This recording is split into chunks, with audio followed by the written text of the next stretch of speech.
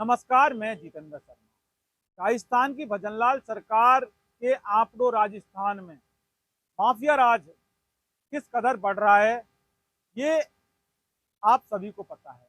हम इस पर ज़्यादा बात इसलिए नहीं कर रहे क्योंकि हम लगातार माफिया राज की बात करते हैं। माफिया राज का मतलब खनन माफिया, भू माफिया, बजरी mafia, medical mafia, paper mafia और तो और पोस्टर माफिया आदि आदि इत्यादि। ये सारे माफिया मिलकर माफिया राज का गठन करते हैं और इसीलिए हम कहते हैं कि राजस्थान में माफिया राज बहुत ज्यादा तेजी से बढ़ रहा है। माफिया राज हावी हो रहा है, जल जंगल जमीन पर हावी हो रहा है। माफिया राज इंसानों पर हावी हो रहा है। माफिया राज इंसान की जान लेने पर चला हुआ है। राजस्थान में वैर विधानसभा की हम यहाँ बात करेंगे। वैर विधानसभा भी इस माफिया राज के आतंक से अछूता नहीं है। जकड़ में आ चुका है वैर विधानसभा क्षेत्र की। भरतपुर जिले के वैर विधानसभा क्षेत्र की बात कर रहे हैं। और भरतपुर को तो आप जानते ही हैं, प्रदेश के मुखिया भजनलाल शर्मा जी मुख्यमंत्री, वो भरतपुर के रहने वाले हैं।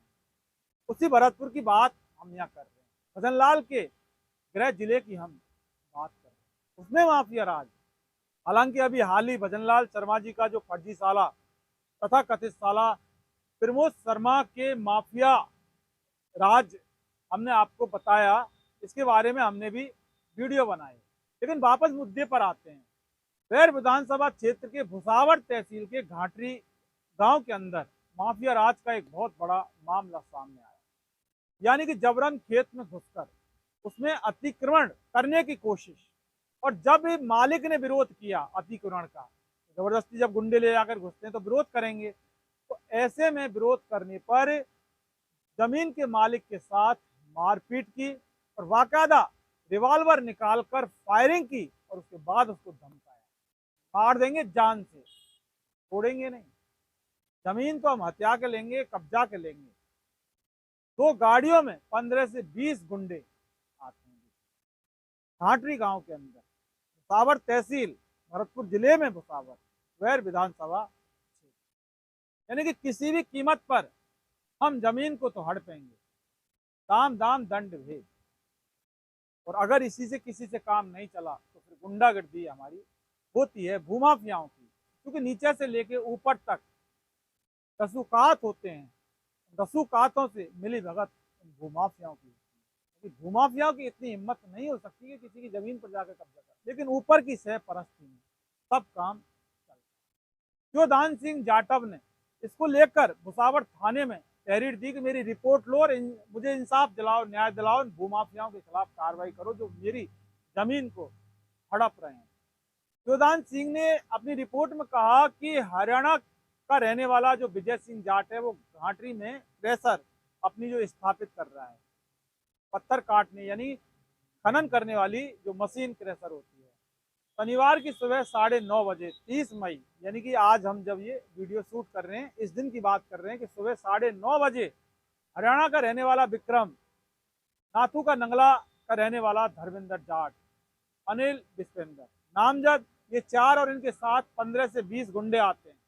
2 गाड़ियों में भरकर आते हैं, उनके ऊपर हमला करते हैं जमीन पर कब्जे की बात को लेकर। डंपरों से मोरम और पत्थर डालने लगे। वो इस चीज का विरोध किया और ये जो 15-20 गुंडे 2 गाड़ियों में बाकायदा लाठी, डंडा, फरसा, रिवॉल्वर लेकर आते हैं, फुल प्लान के साथ, पूरे प्लानिंग के साथ के आज तो जमीन पर कब्जा करके रहेंगे क्योंकि हम भूमाफिया। शिवदान सिंह, पूर्व पंचायत समिति सदस्य घाटरी। मेरा खसरा नंबर 196-195। मेरा घाटरी मेरा खेत है। उसमें रात को, उसमें शाम को 50-60 डंपर अवैध कब्जे मेरे खेत में डाल दिए। मुझे पता लगा, मैं सुबह में खेत पर गया तो वे 25-30 लोग हरियाणा के फरसा और पिस्टल, रिवॉल्वर लेके, मेरे ऊपर रिवॉल्वर भी, पिस्टल भी फायर भी किए। विजय था, एक तो सब विजय था और उसके साथ ही थे 5-6 लोग थे, और 5-6 लोगों में पिस्टल थी और कुछ उन पे वैसे हथियार थे, तब फरसा थे, लाठियां थी। उन्होंने आके हम पर हमला बोला।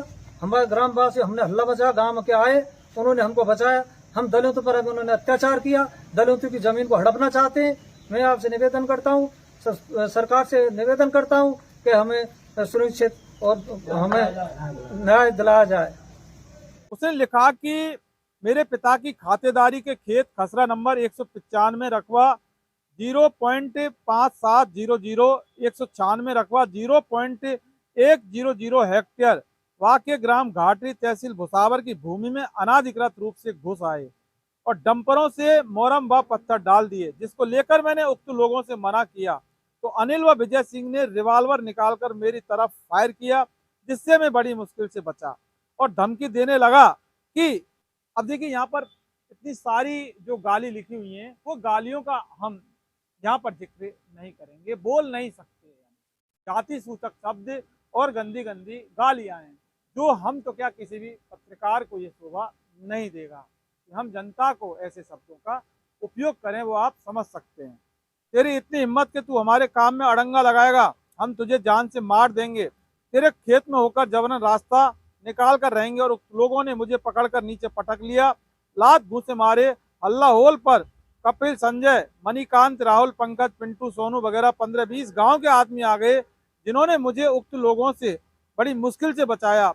उक्त लोगों ने धमकी दी कि उसके बाद फिर वो गाली की इधर मत आ जाना वरना जिंदा गाड़ देंगे। ये हालात हैं भरतपुर जिले के वैर विधानसभा क्षेत्र की भुसावर तहसील के घाटरी गांव में शिवदान सिंह जाटव के साथ ये घटना हुई है। थ्रेसर मालिकों ने खेत में घुसकर इस तरह की वारदात को अंजाम दिया।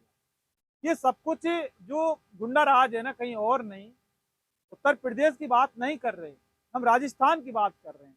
और ये जो घाटरी गांव है ये भरतपुर जिले के अंदर आता है और भरतपुर का मतलब भजनलाल शर्मा, इससे ज्यादा भरतपुर का मतलब आज की तारीख में नहीं हो सकता। लेकिन क्या भारतीय जनता पार्टी के राम राज्य में भूमाफिया इसी तरह से आतंक का माहौल बनाकर रहेंगे और क्या आम जनता गरीब लोग इन भूमाफियाओं के आतंक के साए में अपना जीवन जीने को मजबूर हो जाएंगे? जरा सोचिए कि अगर वो गांव के 15-20 अगर आदमी नहीं आते, शोर शराबा हो अल्लाह सुनकर, तो फिर शिवदान जाटव की क्या स्थिति होती। लगातार आए दिन घटना हो रही है। रिवॉल्वर तान दी उसने, फायरिंग कर दिया और धमकाया, और अगर गोली अगर उसके लग जाती तो फिर क्या होता? क्या इस पर भुसावर थाना पुलिस क्या कार्रवाई करेगी? क्या भुसावर थाना पुलिस इन गुंडों को पकड़कर गिरफ्तार करेगी? क्या भुसावर थाना पुलिस शिवदान सिंह जाटव को इंसाफ दिलाएगी? क्या भुसावर थाना पुलिस वैर विधानसभा क्षेत्र के अंदर पनप रहे माफिया राज को उसकी औकात दिखाएगी कि हम खाकी हैं भुसावर की, भरतपुर की, हम भजनलाल की खाकी हैं, हमारे होते हुए गुंडागिर्दी नहीं चलेगी। अगर ऐसा होता है तो फिर कहना उचित होगा कि ये राम राज्य, वरना फिर राम राज्य के नाम पर गुंडा राज कहने से इनकार नहीं किया जा सकता। नमस्कार।